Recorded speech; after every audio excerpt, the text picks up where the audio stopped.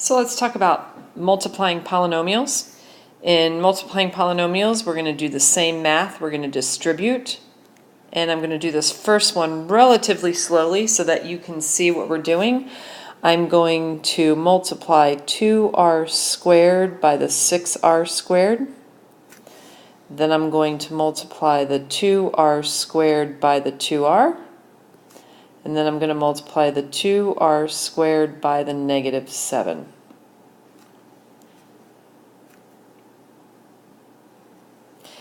And if I were to multiply these two terms, I would multiply 2 times 2 and I would get 12.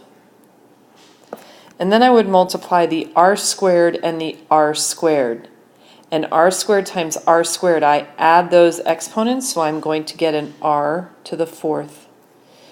The next one I'm going to multiply 2 times 2 and r squared times r to the 1st, which will give me r cubed. And the last one I will get negative 14 r squared. If you are not great with exponents, I need you to see me ASAP and we can look at some CUDA software stuff to get you some more experience and practice in this. In this next example, I have a binomial times a trinomial. So what I'm going to do is I'm going to distribute this 2x to this term, and I'm going to get 6x cubed to the next term.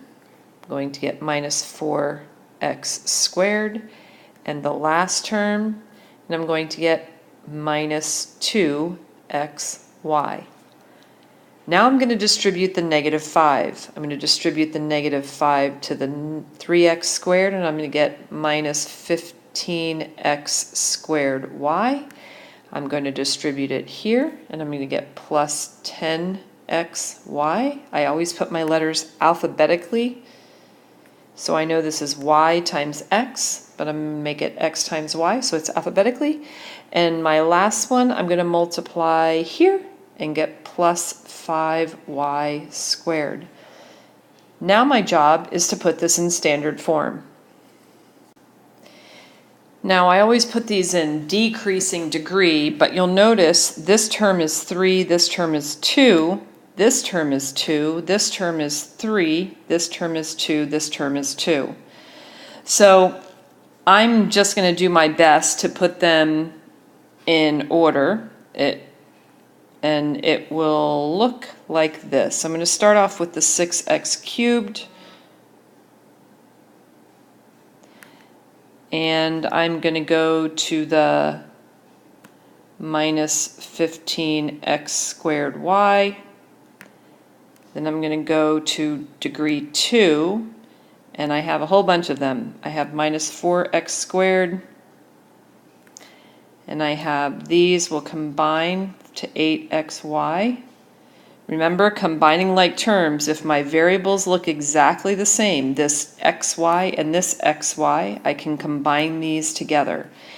And last but not least, I will have the plus 5y squared.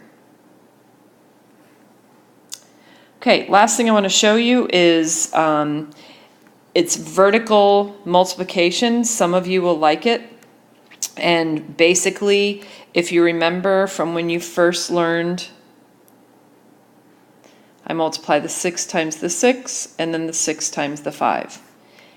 If I had 16 in there, I would do the same thing, leave a placeholder of 0, and then multiply the 1 by both. So we are going to do the same thing here. So I'm going to multiply the negative y times the y squared. And I'm going to get negative y cubed. I'm going to multiply negative y times negative xy. And I'm going to get negative xy squared. And I'm going to multiply negative y times x squared. And I'm going to get x squared y negative. I'm going to leave a placeholder. And now I'm going to distribute the x. X to here. I get plus xy squared. X to here, I get negative x squared y, and last but not least, x to here, I get an x cubed, which I can't fit in the front right here because my palette is in my way. So I'm going to put an x cubed. Now, if you remember, I just add down, so I'm going to get an x cubed minus 2x squared y. This column will actually cancel, and then I get minus y squared. Unfortunately, I can't put either of these in my calculator because in order to go to y equals, I need to only have one variable. So I would need to have one variable, and I have both, and I have both here. So I cannot do that. What does binomial expansion mean? If I were to give you this binomial squared, you would expand it and write it twice. And multiply it out. You would say FOIL, I would say distribute, and I would get this. And if I were to give you, nope. You would write it out 3 times.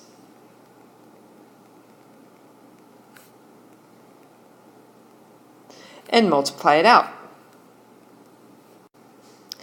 And if I were going to give you this binomial to the 4th, you would write it out 4 times and you would multiply it out. But there's got to be a shorter way.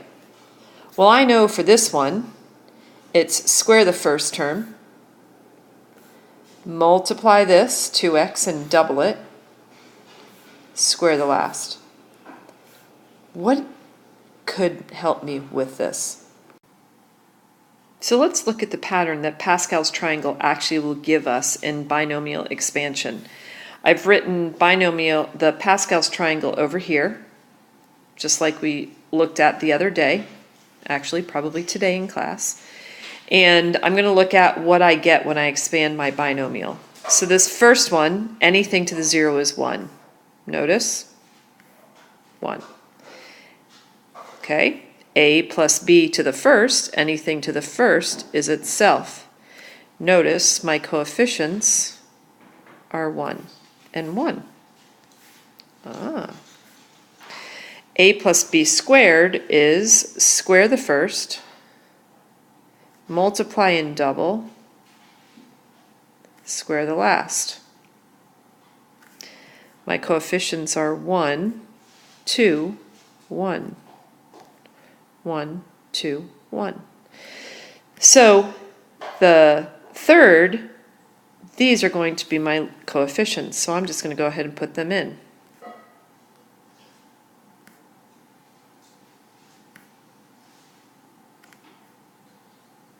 And since I'm cubing, I know my first term has to be a cubed, and my last term has to be b cubed. First term is the first term cubed, last term is the last term of the binomial cubed. What goes in the middle? Well, what I do is I take the degree of my first one and bring it down 1 degree and add a b implied to the first that will also give me, this added together gives me 3. Whoops. Now I'm going to go down 1 more degree and go up 1 degree in my b. So notice what happens here is my a goes 3, 2, 1. My b goes 1, 2, 3. Let's try it one more time with the 4th row. So I know my coefficients are 1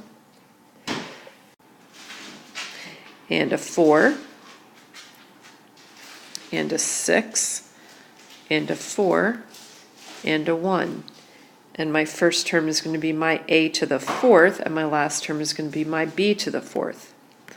I'm going to bring my a down 1 degree each time, and I'm going to bring, you can look at it 2 ways. I'm going to bring my b up 1 degree each time, or I'm going to bring my b down 1 degree each time. I think it's easier to see it down, so we'll go backwards, down 1, down 1, down 1. And every term should be the degree of 4. This is 4, 3 plus 1 is 4, 2 plus 2 is 4, 1 plus 3 is 4, and 4.